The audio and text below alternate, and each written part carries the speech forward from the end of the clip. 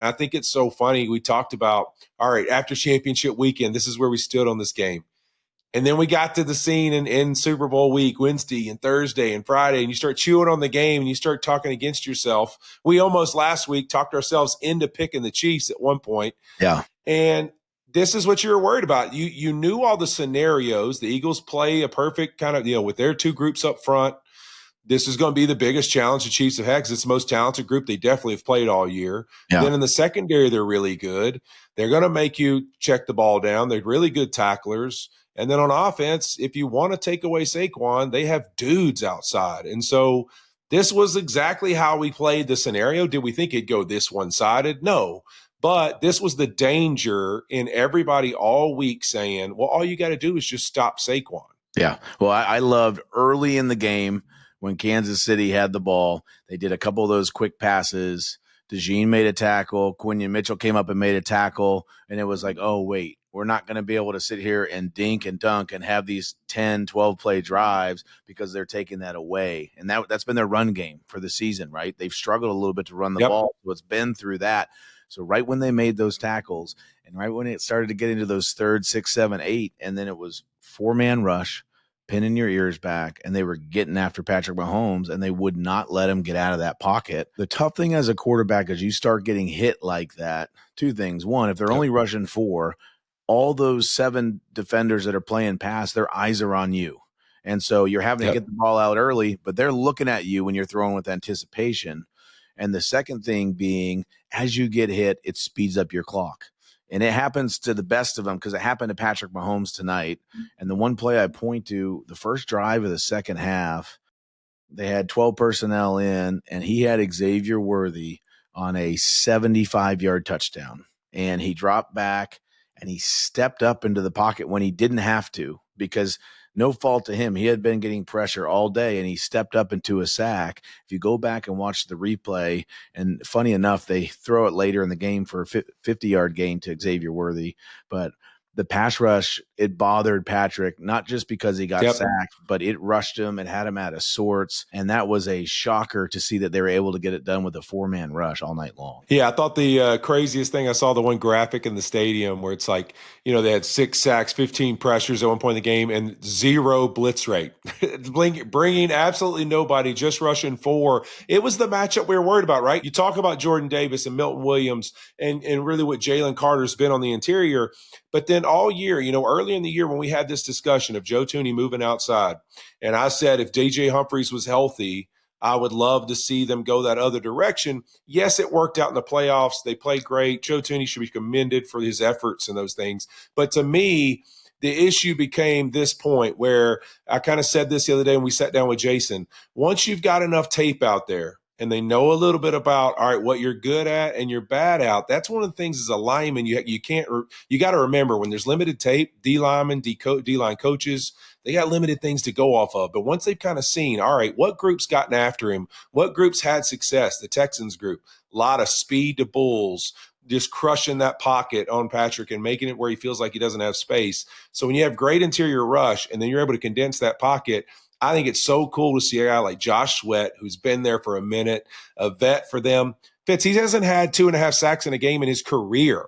He goes in the Super Bowl and has a dominant performance, leads them in pressures and sacks. I think it's awesome to see that was really, that was what we were worried about.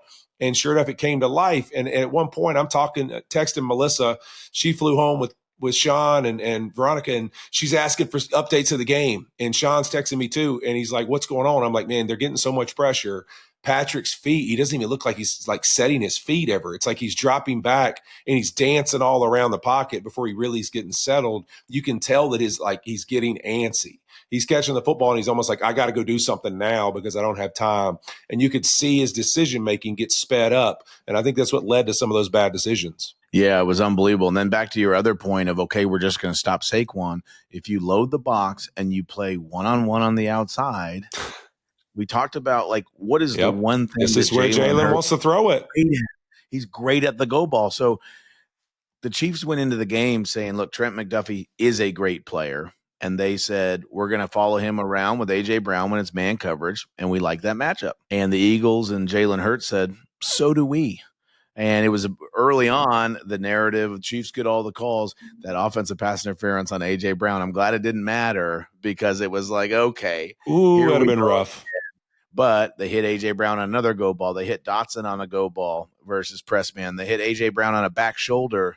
It was just one of those things that, like, you can only take away so many things with this offense. And if you give Jalen Hurts the opportunity to not have to make a read, not have to really make a decision pre-snap, go ball, just like pat and go to the outside with as dynamic as A.J. Brown is, that was what was going to happen. And then the second half, I thought he did a great job. They stayed aggressive. They threw that touchdown to Devontae Smith, which was awesome. But Jalen did a great job of taking off and running. If he didn't like it, or if he saw man coverage, the safest play was going to be, let's run, let's keep the clock moving, get the first down and get down. And he was really effective in doing that. So those are the type of games, for Jalen, he's going to thrive in that game where you have the lead, where it is comfortable, and where you're going to get some of those great looks on the outside for him to be able to throw it down the field. And then for him to be able to take over a game with his legs too. It was really impressive to see. Yeah, I think this game could, as many fans for the Eagles that are sitting around happy about this football game, I think this could also be considered, the salty Super Bowl too. Because if I'm a Tennessee Titans fan, I'm Oh my going, God. how did we ever get rid of A.J. Brown? If I'm a New York Giants fan, I'm saying, what in the world did we ever let Saquon Barkley walk out of our building for? And if you're a Miami Dolphin, Vic Fangio, I mean, arguably, game ball. Got to give it to this guy. This performance in Miami, he was too tough. He was too hard on the He guys. was The mean. He system was was too mean. It complicated. doesn't work He's anymore. He's mean. too old. It doesn't work. He's mean. And this guy's arguably had one of the biggest impacts on the game of football, defensive philosophy wise, of anybody in recent, years. Really, with coverages and the way teams are playing, you see this just getting copycatted all over the place. You know what? I mean, gosh, you got to feel good. Vic Fangio right now, it's like you go to the Philadelphia Eagles coming from Miami where they thought you'd turn it around, said you couldn't do it. Maybe it's dated. And then now you're a Super Bowl champion as a defensive coordinator. That's pretty cool. Let's don't forget about Howie Roseman either. And the roster construction. Oh, This is the most talented listen, roster in the he's getting NFL. game ball one, in my opinion. It's unbelievable. And the way that he's hit on all his draft picks, especially those high draft picks on defense, the way that he's built this offense. I mean, they've got Pro Bowlers on all levels. They got all pros on all levels. These guys are so impressive. And the fact that he transitioned this year, and you talked about this before, Jason Kelsey, Fletcher Cox, some of those guys that are now gone, some of that leadership that is now gone, to seamlessly add other guys in, it's been so impressive, and you can't say enough about him. Let's go ahead and talk just for a second about Kansas City. I would first want to say about them, what an accomplishment for them to obviously win two, but get back to the Super Bowl again. That's something that's never happened. So I don't think we can take anything away from the Chiefs. And to be honest, I think this game shows, we're scratching our head all year long, especially when they hit that stretch where they kept winning games, but it didn't feel good. They beat the Broncos, but it didn't feel great. They blocked a kick at the end. The Raiders game that we had with the missed snap at the end by the Raiders, there were so many of these things that they were getting away with, and it was like, God, I guess they are. If it's a one-score game, they're going to win. They've done it 17 times in a row. They did it 12 times this season. But this Eagles team was just too talented. Not this team. They really were, man. I said this, Fitz. It was almost like you got, all right, let's just go pick a game middle of the season. Let's see what these two teams are. And you think of who the Eagles were after their bye week from the rest of the season. One of the top defenses in the league, running the football, explosive as can be.